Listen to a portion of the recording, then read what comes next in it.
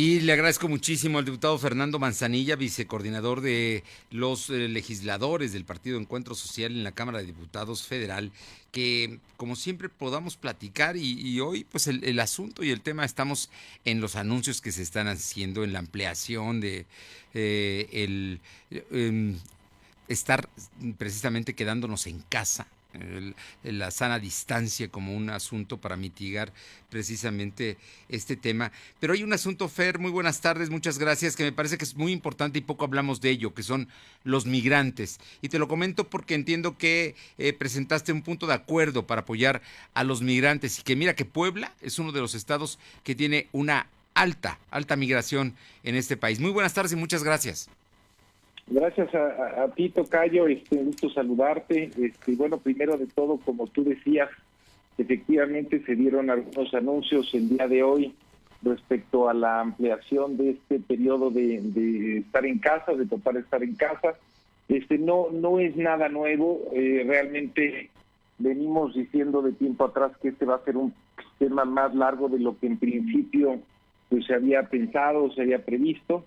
Yo he dicho que seguramente nos tocará estar en una situación muy similar varios meses, al menos yo creo que hasta el mes de julio empezarán a normalizarse las cosas, y una vez que se normalicen también todo nos indica que se irán haciendo de manera gradual, y además vendrán después segundas y terceras olas de esta misma infección o pandemia que nos obligarán a lo mejor en algunos momentos otra vez a regresar a casa por un periodo de tiempo. Es decir, es un periodo que hay que empezar a internalizar, que va a ser largo. A nivel internacional hay un consenso entre los especialistas de que hasta que no haya una vacuna o una cura, pues el tema no estará resuelto del todo. Y eso, pues los más optimistas dicen que un año, los más realistas podríamos decir que dicen año y medio. Entonces hay que acostumbrarnos un poquito a esto. Es una cosa muy dura, muy difícil, con enormes impactos en la economía, pero bueno, pues es la realidad que nos tocó vivir, y seguramente de esto se escribirá a lo largo de muchos años, décadas y siglos. Regresando al segundo tema que tocaste tú de los migrantes, pues efectivamente Puebla tiene muchos migrantes, México tiene muchos migrantes y muchos viven en Estados Unidos, cerca de 11 millones de mexicanos que viven allá, la mitad de ellos legales y la otra mitad no. De esos 1.5 millones, 1,5 millones son poblanos, la mayor parte de ellos no son legales y viven principalmente en los estados de Nueva York, o las ciudades o las zonas, digamos, metropolitanas de Nueva York y de Los Ángeles. Y bueno, pues están en una situación complicada, no tienen servicios médicos ni un seguro de desempleo, aun cuando estados como Nueva York y California han decretado como ilegal el condicionar los servicios médicos en base al estatus migratorio. La verdad es que conforme están teniendo más presiones allá los hospitales, pues le dan prioridad a la gente, digamos, que son de allá o que son legales allá. Ya hay un número importante de fallecidos. El último dato que yo tenía era en torno a los 30, poblanos me refiero, Sí. mexicanos hay más, hay ya más de 100. Entonces, pues ellos van a estar en una situación muy compleja. Muchos ya no tienen trabajo, muchos de ellos, nada más para darte una idea, el país que más, y por mucho, el país que más casos infecciosos tiene, pues es Estados Unidos, y de esos Nueva York concentra una parte importante de los casos infecciosos que hay en toda la Unión Americana, y particularmente dos distritos allá, el de Queens y el de Brooklyn, que por cierto tienen una alta población migrante y es donde más muertes ha habido. Entonces, le están pasando mal, y el punto que queríamos nosotros hacer es que pues hay mexicanos que viven en México, hay otros mexicanos que no viven en México, pero siguen siendo mexicanos, y el gobierno debe de empezar a plantear algunas estrategias claras con respecto a ellos. Nuestro punto de acuerdo versaba sobre algunos temas. Uno es el establecer una línea migrante de atención inmediata en consulados y embajadas para brindar información. Muchas veces no están teniendo información. El asignar también recursos, que ya lo empezaron a hacer, para el proceso de repatriación de restos de las víctimas sanitarias de la crisis sanitaria. Muchos fallecidos hay, pero habrá muchos más. también que se destine una cantidad de recursos para identificar si se puede ayudar en el empleo a algunas de estas gentes, darles algunos recursos o al menos establecer, digamos, métodos en los cuales ellos puedan regresar a México. Muchos están, ante la falta ya de empleo, ya están viendo y empezando a regresar a México. Pero ahí tenemos un enorme problema también, tocayo, y es que no tenemos protocolos sanitarios rigurosos en zonas de internación y entonces muchos de ellos desafortunadamente vienen también ya contagiados. Y entonces pues vienen no solo al interior del país, sino al interior del estado. Yo tengo noticias de mucha gente llegando al interior del estado. Muchos, recordaremos en el caso de Puebla, pues son de la zona de la Mixteca y están empezando ya a contagiar en esos pueblos, en esos municipios de donde ellos son originarios. El que puedan también contar con la matrícula consular que muchos de ellos tienen como una forma de identificación, porque no tienen otro tipo de identificación aquí en México, y entonces pues es la única que tendrían. Y bueno, estos son algunos puntos. Yo quisiera hacer referencia, tocayo, a que los poblanos llevan muchos años y los mexicanos que viven en el extranjero llevan muchos años enviando dinero a México. En el caso del país, creo que son 30 billones de dólares que entran o que han entrado todos los años. En el caso de Puebla son 30,000 millones de pesos los que vienen entrando año a año. En este año, pues obviamente eso se va a caer de manera importante, pero es gente que se fue a trabajar, que ha venido enviando dinero a México, que de alguna manera han consolidado, fortalecido la economía mexicana a través de todo el envío de recursos que ellos hacen trabajando muy duro desde allá, y que hoy no podemos olvidarnos de ellos. Hay que recordar que son mexicanos, aunque no estén acá, viven allá. Muchos con el interés o la necesidad ya de venirse para acá porque allá no tienen trabajo, y pues hay que establecer políticas concretas que nos ayuden, digamos, ahora a repatriar a muchos de ellos. Ojalá pues, muchos de ellos vivos, sí, y los que no, pues también que nos ayuden a repatriar sus restos.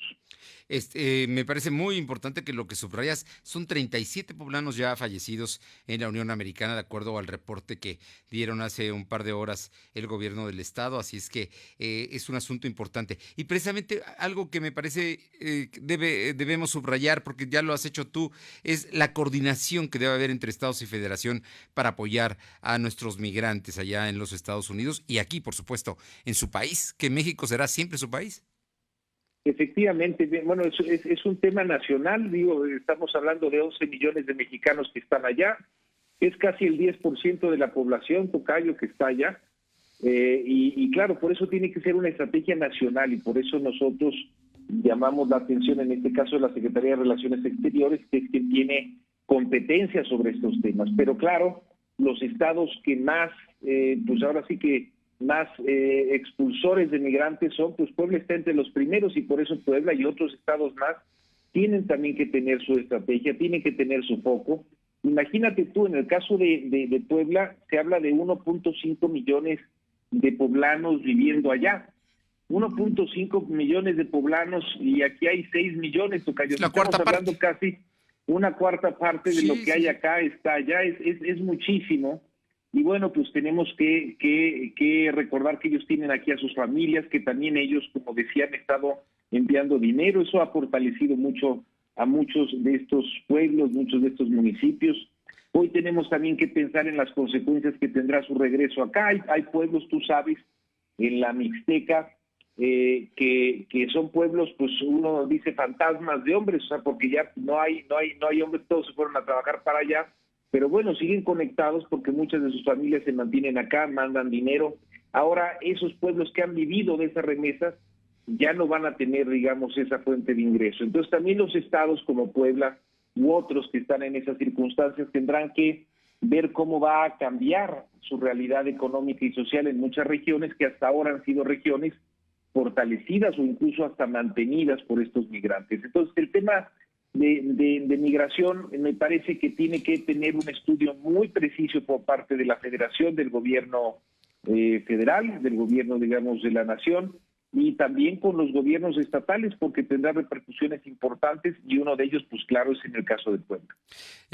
Hace unos días entrevistamos aquí al presidente del Club de Poblanos en Nueva York, Poblanos de la Sierra Norte, ojo, en Nueva York, él es de Chignahuapan, y con mucho sentimiento me decía esta persona, este poblano, que habían escuchado que el presidente de la República les pedía que mandaran sus remesas, y él dice, parece que No, solamente para eso nos quieren, ¿no? Dice, la claro. verdad es que no podemos en este momento, pero esa es una realidad, y esta es la nueva realidad que tenemos que enfrentar.